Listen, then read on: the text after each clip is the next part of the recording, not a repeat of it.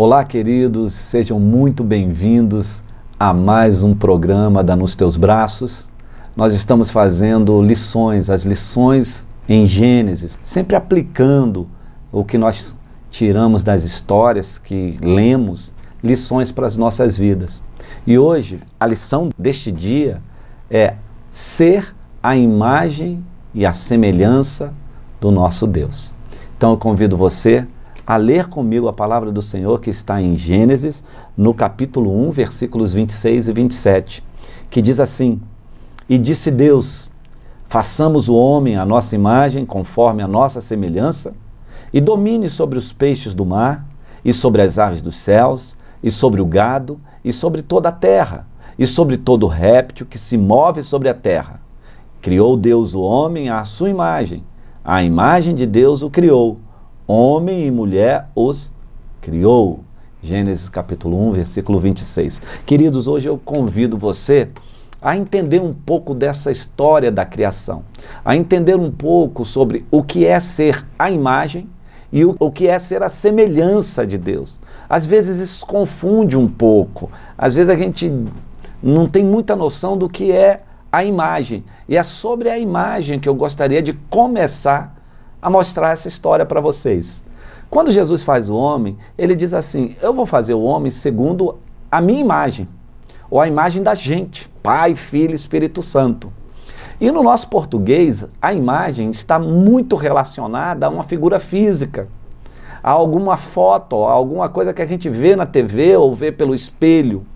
Então muita gente acha que ser a imagem de Deus é pensar que Deus fez a gente de acordo com o nariz dele, a orelha dele, os olhos dele, guardadas as proporções dos mais feios, dos mais bonitos, se isso é símbolo de beleza ou não.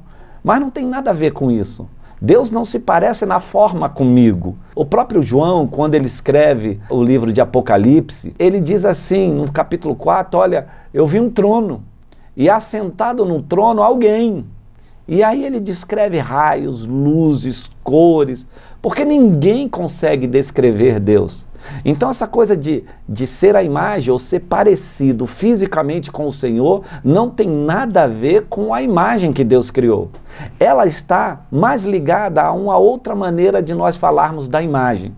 Você já falou assim, olha, a imagem do fulano de tal está queimada? Ou fulano de tal queimou o filme? A imagem dele não é muito boa? É a melhor maneira da gente entender a imagem, porque a imagem não tem nada a ver com a foto, com a figura humana, ela tem a ver com os atributos que estão dentro do homem. Então esse homem tem atributos e ele se manifesta ou expressa esses atributos de maneira que queima a sua imagem. Quando você ouvir assim, olha, o fulano está com a imagem queimada porque ele procedeu inconvenientemente. Então isso é coisa do caráter dele, da forma dele agir, não da figura dele, da forma física dele. Então imagem, o que é ter a imagem de Deus?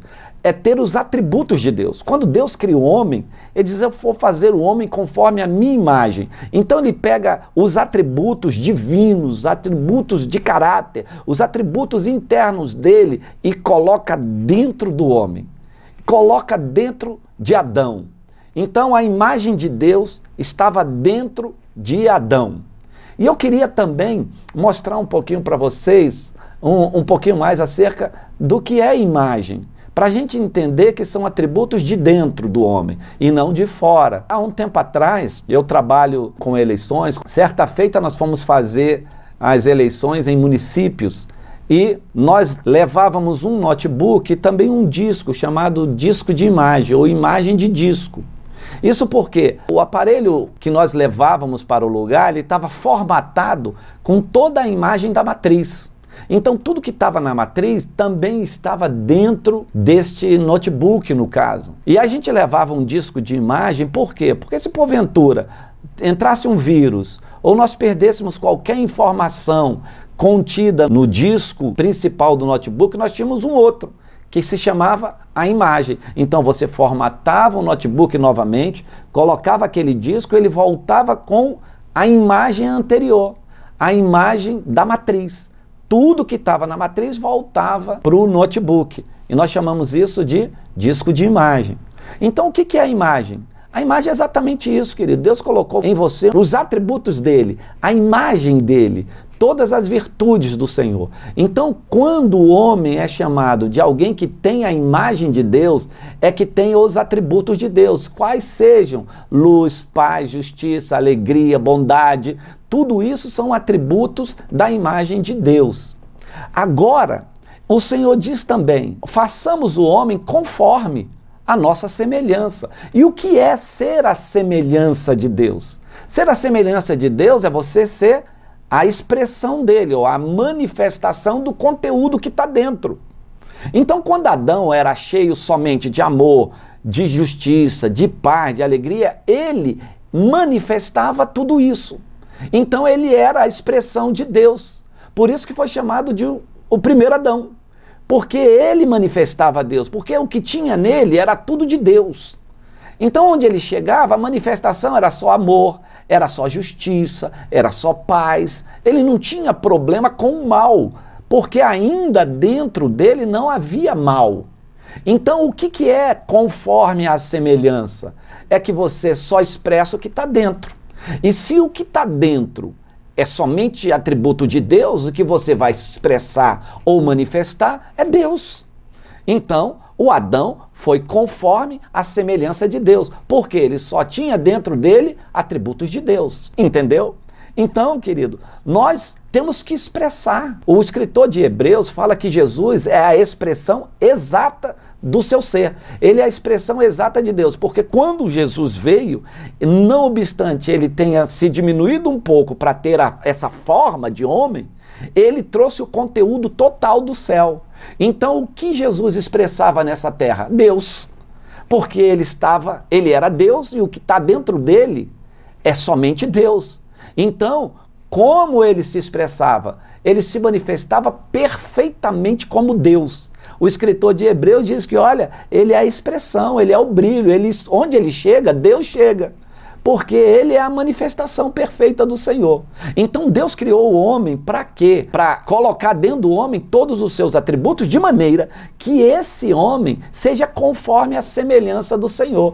Ou, em outras palavras, se manifeste como Deus se manifesta. Então Adão teve esse privilégio. Ele foi o primeiro homem e o único homem a ter somente o conteúdo do céu dentro dele. Todos os atributos entrou em Adão. Então, a facilidade que Adão tinha, ele se manifestava como Deus, porque tudo de Deus estava nele. Estão entendendo até aí? Mas outra coisa que Deus falou para Adão, falou assim, Adão, você tem o meu conteúdo, você tem a minha imagem, você se expressa como eu, agora você precisa me representar. Então ele disse assim, domine sobre os animais da terra, sobre os répteis, sobre as aves dos céus, sobre toda criatura, você tem que dominar, porque quando você domina, você me representa, verdadeiramente sou eu agindo, e não mais o Adão. Quando nós temos domínio sobre algo, pela natureza de Deus, nós verdadeiramente o representamos, e eu vou explicar isso na lição que nós vamos tirar dessa aula. Mas voltando, Deus fez o Adão, meus queridos, a imagem, então todos os atributos de Deus estavam dentro de Adão. Adão era a semelhança porque ele só podia se expressar e se manifestar como Deus, porque dentro dele só tinha atributo divino. E ele tinha a ordem de Deus para dominar, representar. Onde Adão chegava, verdadeiramente chegava Deus. Essa é a história da imagem e semelhança do Senhor. Agora veio o porém. Porém, meus queridos, porém, o diabo entrou na história. E o que o diabo fez? Todos sabem. O diabo, ele seduziu Eva, Eva desobedeceu a Deus, comeu do fruto do conhecimento do bem e do mal, deu a Adão, seu marido, eles se experimentaram juntos e ambos caíram. Caíram na desobediência. Essa queda não foi uma queda natural, uma queda simples, como qualquer um de nós pudesse ter feito aquele tempo ou até hoje fazemos. Não, essa queda mexeu com o cosmos. Por quê? Porque pela desobediência, Satanás conseguiu vantagem. Então ele injeta no homem, através do conhecimento do mal, a sua natureza. Então olha só, querido, onde só havia amor, justiça, paz, luz, bondade, alegria, agora tem uma natureza pecaminosa. Nós chamamos isso de uma natureza maligna. Então ele conseguiu colocar dentro de Adão os atributos malignos. Ou seja, onde tinha só amor, agora tem ódio. Onde tinha só paz, agora tem guerra. Onde havia só luz, agora tem trevas. Onde havia somente alegria, agora tem tristeza. E agora são duas naturezas se degladiando no ser chamado Adão. E isso Paulo vai explicar lá em Gálatas, a guerra da carne contra o espírito, a guerra do bem contra o mal, que milita dentro de nós, porque esse conteúdo está dentro do homem. Então Deus não tirou os atributos, não tirou o conteúdo. O conteúdo de Deus permanece em toda criatura. Toda criatura está pronta para ser regenerada e voltar a ser semelhança de Deus, porque os atributos estão ali e Deus não tirou do homem. O problema é que junto com esses atributos, a natureza pecaminosa está dentro do homem também. Então o que Deus fez durante todo esse tempo? Escolha. Escolha a vida ou a morte. Eu sugiro você escolher a vida. E o que é escolher a vida? Você expressar Deus novamente. Você só pode ser a semelhança de Deus se você resolver expressar ou manifestar os atributos divinos. Explico. Depois da queda, o homem continuou sendo a semelhança de Deus. Toda criatura tem em si todos os atributos de Deus, amor, bondade, luz, alegria, está tudo dentro do homem. Mas também dentro do homem está a natureza pecaminosa. Sobre esta natureza é que nós fomos formados, porque a partir de Adão, nenhum homem mais foi formado à semelhança de Deus. Agora nós somos à semelhança de Adão. Por quê? Porque nós vamos expressar aquilo que nós escolhermos expressar. Nós vamos manifestar aquilo que nós decidimos manifestar. Então, dentro da gente, dentro do homem, tem o conteúdo de Deus e tem a natureza pecaminosa do diabo. Uma vez uma pessoa disse para mim, ela estava querendo se converter e ela disse, olha, dentro de mim há um anjo e um demônio. Tem um anjo para o bem e um demôniozinho para o mal. Eu falei, não existe isso. Dentro de você não tem demônio nenhum. Dentro de você tem uma natureza. Uma natureza que faz você inclinar para o mal e uma natureza que faz você inclinar para o bem. E escolhe o bem. Não é o demônio que está dentro, mas é uma natureza pecaminosa. Então, se você escolhe o ódio, não é porque um demônio está te fazendo ser uma pessoa que manifesta ódio. Não, não, não. Você está escolhendo odiar. Então, foi isso que o inimigo fez. E nós passamos a ser a semelhança de Adão. A geração de Adão, eu disse em aulas passadas, uma que veio através de Caim, decidiu fazer o que era mal. E a descendência de Adão, através de Sete, através de Enos, é uma geração que decidiu fazer coisa boa e foi chamada de geração de Deus. Não obstante, tenham caído posteriormente. Mas eu quero ainda falar do que é ser semelhança. Semelhança é ser uma expressão, uma manifestação de Deus. Permita-me, queridos, usar o português para te mostrar um pouquinho. Na verdade, o português é assim, o que é uma frase e o que é uma expressão? No português, uma frase é uma sentença com sentido. Se você entender uma sentença, seja menor ou maior, ela já é uma frase. Então, por exemplo, Deus é amor, desse tamaninho, é uma frase. Ela tem sentido, ela tem um verbo. Então, Deus é amor. Mas quando você fala em expressão, você traz mais informações. Você manifesta o sentido de ser alguém amor. Então, uma expressão no português deve conter outras naturezas da nossa língua. Por exemplo, adjetivo, advérbio, objeto. Então vamos supor que Deus é amor, mas você quer fazer uma sentença, uma expressão maior dessa primeira frase, então você tem que dizer, Deus é amoroso. O que é o amoroso? É o adjetivo. Então, Deus é amor, mas Deus é amoroso. E isso quer dizer o quê? Entrou um adjetivo. Você passa a entender porque Deus é amor, porque Ele é amoroso. Mas se você coloca um advérbio, Deus é amor, Deus é amoroso porque ele procede para com os homens amorosamente. Você jogou um objeto, mas ainda a expressão tem que ter mais sentido, mais informação. Ele é amoroso, ele procede amorosamente, mas qual é o objeto desse amor? O mundo. Então Deus amou o mundo de tal maneira que entregou o seu filho para morrer. Então o objeto do amor é o mundo. Isso no português, a expressão está completa, cheia de informação. A expressão, ela manifesta o substantivo, amor, nesta que nós falamos. Então Deus é amor. Só ser amor ficaria completo no sentido de entendimento, mas você não ia entender por que esse amor, como é esse amor, para quem é esse amor, só expressando. Por isso que não basta dizer Deus é amor. Quando você diz Deus é amor, você tem que dizer porque ele amou o mundo, ele foi amoroso com os homens, ele entregou o seu filho, Jesus morreu na cruz, é uma sentença. Então, queridos, o que o homem foi chamado para fazer? Expressar Deus. Expressar esse Deus, ser uma expressão. Não somente uma frase com um sentido, mas toda uma expressão com muitas informações do nosso procedimento e da nossa vida. Estão comigo? Então, queridos, toda a criatura formada à semelhança de Deus contém Deus para expressar Deus. Mas, infelizmente, com a queda, há um conteúdo dentro de toda a criatura humana que se chama natureza pecaminosa, que faz as pessoas se inclinarem para a carne. Mas Deus criou Adão perfeito, para que nós fôssemos perfeitos também. Infelizmente, a história foi invadida pelo inferno. Mas há solução. Há uma forma de voltar em Cristo Jesus. Olha, todas as criaturas, quando Deus formou os animais, ele diz assim, os animais foram criados segundo a sua espécie. Não tem nada de Deus. A espécie de cada animal. E eles têm instinto, mas nós não.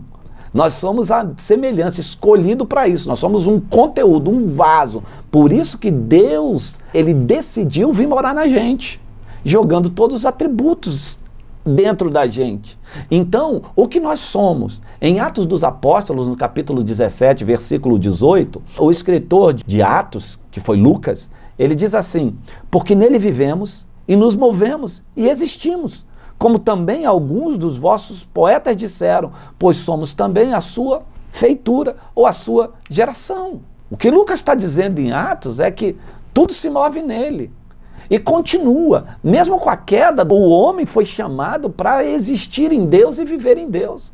Por isso você que está me ouvindo, eu não tenho religião nenhuma, eu não sou crente, eu não estou falando isso aqui direto para crente, estou falando para toda criatura. Estou dizendo, você é uma criatura de Deus, e as pessoas perguntam, todos são filhos de Deus? Não, porque só é filho de Deus quem o recebeu como Senhor, quem o recebeu como Pai. Se você não recebeu Deus por meio de Cristo como Pai, você não é filho, só isso. Mas você é uma criatura à semelhança de Deus, tem tudo de bom dentro de você. Se você não é nada, não creio em nada, você mesmo assim continua contendo tudo que é bom de Deus. E a gente só vai ter vida, e só vai existir de fato nele. Fora dele, só vai haver trevas, só vai haver a natureza pecaminosa. Então, olha só, nós fomos chamados para conter Deus, para manifestar Deus e para representar Deus. E sobre esse contexto é que eu quero trazer as lições desse estudo de imagem e semelhança. O que nós precisamos aprender como lição são 3 coisas simples. Nós nascemos para conter Deus, nós nascemos para manifestar Deus e nós nascemos para representar Deus. Por isso que nós somos a imagem de Deus. A semelhança de Adão, restaurados em Cristo. Porque Cristo ele veio para restaurar a forma, a semelhança. Ele veio para quê? Morrer por nós, enviar o Espírito Santo e pelo Espírito a gente expressar Deus. Mas eu queria falar primeiro em como conter Deus. Quando eu me converti, a gente escutava uma historinha para adolescente, para crianças, para você entender Deus, dizendo que Deus era uma mão e a gente era a luva, né? E a mão de Deus caberia certinho dentro dessa luva que somos nós, porque nós fomos criados para conter Deus. Por isso que quando nós somos, ou as pessoas vivem sem Deus, elas têm um vazio na vida, elas têm um rombo na vida. Por quê? Porque elas nasceram para conter Deus. Foi isso que o Paulo escreveu em Efésios capítulo 3, versículos 8 a 10. Diz assim: a mim, o mínimo de todos os santos, me foi dada esta graça de anunciar entre os gentios, por meio do Evangelho, as riquezas incompreensíveis de Cristo e demonstrar a todos qual seja a comunhão do mistério, que desde os séculos esteve oculto em Deus, que tudo criou por meio de Jesus Cristo, para que agora, pela igreja, a multiforme sabedoria de Deus seja conhecida dos principados e potestades nos céus. Amém? Então, queridos, o que Paulo estava falando é que em Cristo Jesus foi revelada a nós, pela multiforme sabedoria de Deus, as riquezas incompreensíveis de Cristo.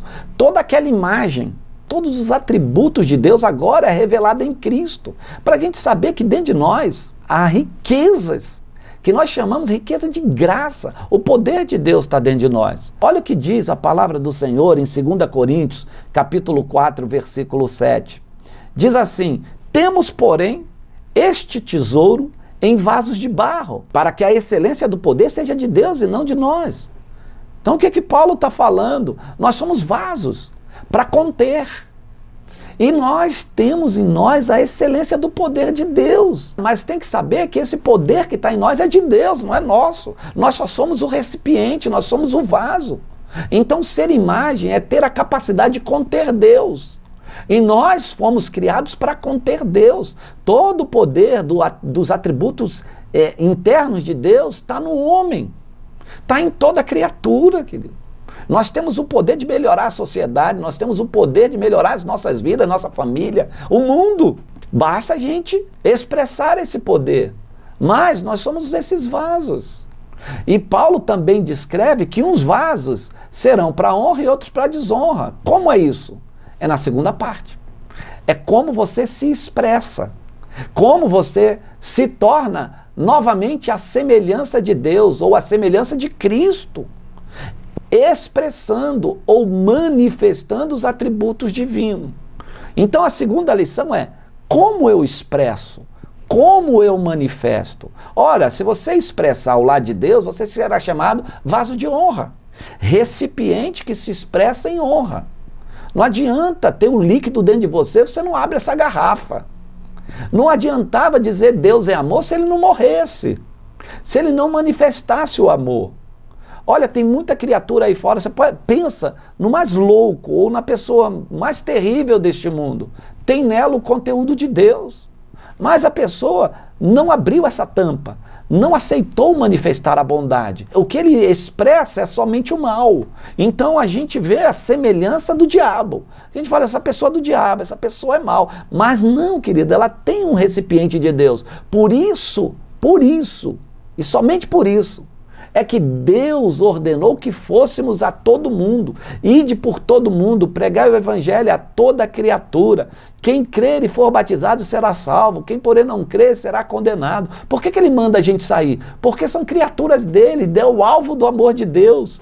Porque dentro dessas pessoas, sejam piores pessoas possíveis, tem o conteúdo de Deus, e se você abrir essa tampa, esse coração se abrir, Jesus entrar, você vai ver o que é uma pessoa bondosa. Você já viu gente que se converte? Pessoas que se convertem, entram numa igreja convidado, ouve um hino, ouve uma música, ouve uma palavra, levanta a mão, o Espírito derrama nele uma semente e essa pessoa sai da igreja querendo fazer coisa boa, querendo fazer o bem, querendo deixar vícios, querendo fazer tudo isso. Ele quer manifestar, na verdade, o conteúdo que já está dentro dele. Por isso nós precisamos ir ao mundo. Mas antes de ir ao mundo, nós, cristãos, precisamos expressar somente o conteúdo de Deus. Por isso eu lhe chamo, expresse o amor e não o ódio. Porque não obstante você ser um cristão, você pode manifestar o ódio. Por isso que Paulo vem ensinando, as cartas paulinas, ela ensina a igreja a manifestar, a expressar Deus. Você só vai expressar Deus quando você manifestar os atributos de Deus. Então você tem o amor e ódio para expressar. Escolha. Se você expressar o amor, você vai expressar Deus. Mas se você expressar o ódio, certamente você estará expressando uma natureza pecaminosa, diretamente ligada ao diabo. Isso é expressar, é manifestar Deus. Não adianta ser só um crente ali, tá tudo dentro de você, mas você não faz nada. Não abre a tampa, não exala o perfume. Tá tudo dentro de você, você não faz nada e nós vamos ser cobrados por isso. Vai ter maior responsabilidade para a igreja que tem e não expressa. Mais do que Sodoma e Gomorra, que tinha, mas não sabia que tinha. O problema é esse. Os maldosos, eles têm o conteúdo de Deus, mas não sabem.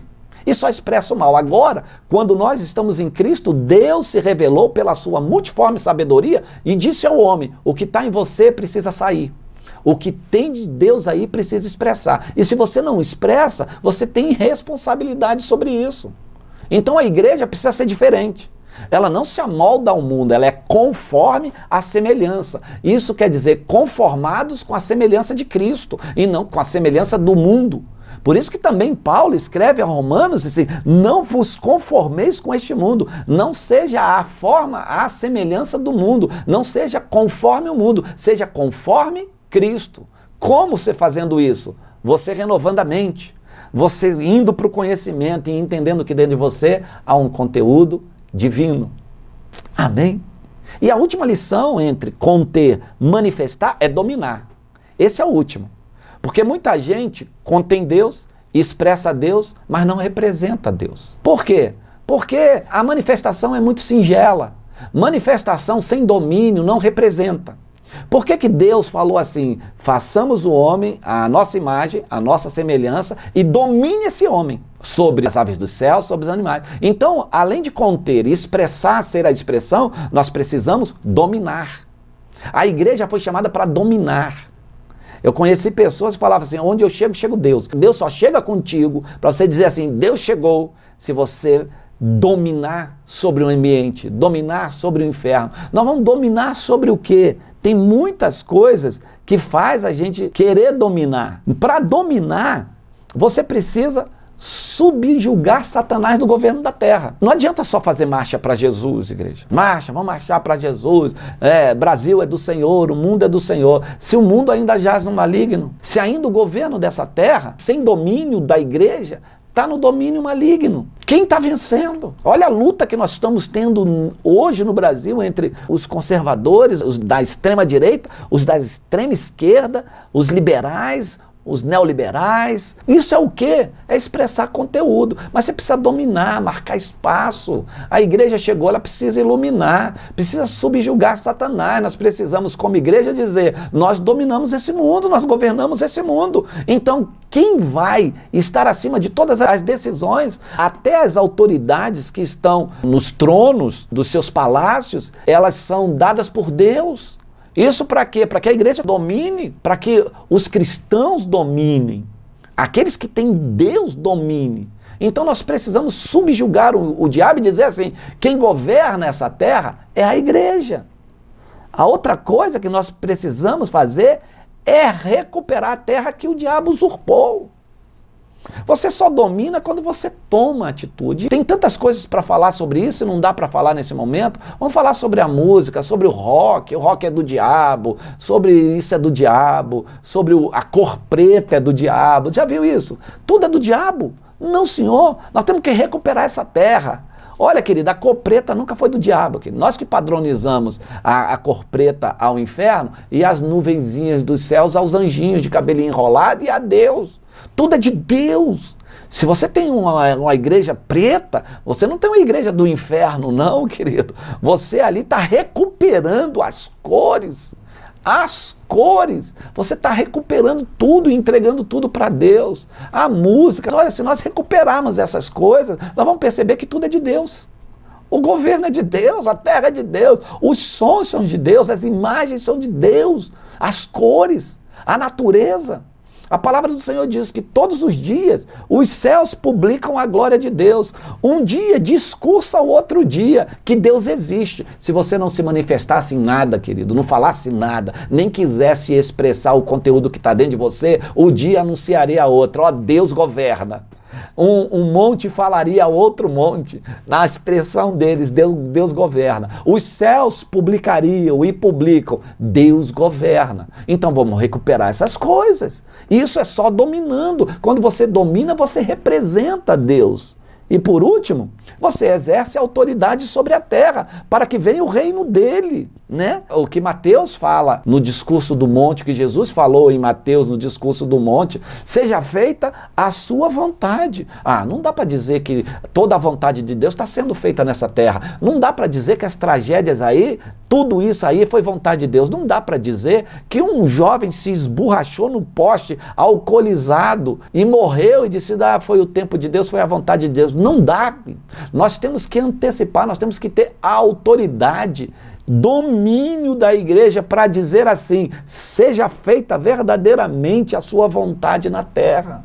Então, querido, mais do que conter, mais do que somente ser uma expressão, você tem que dominar a autoridade, dar ordem a demônios, dar ordem à enfermidade para que saia, dar ordem às autoridades malignas que recuem, dar ordem para que todos os tronos malignos caem por terra. Dê ordem, domine. Aí sim, você estará dizendo, onde eu chego, chega Deus. Onde chegou a igreja, os homens de Deus, também chegou Deus, porque nós entramos para dominar. Amém? Essa é a lição de ser imagem e semelhança e ser conformados com Deus e dominar segundo Deus.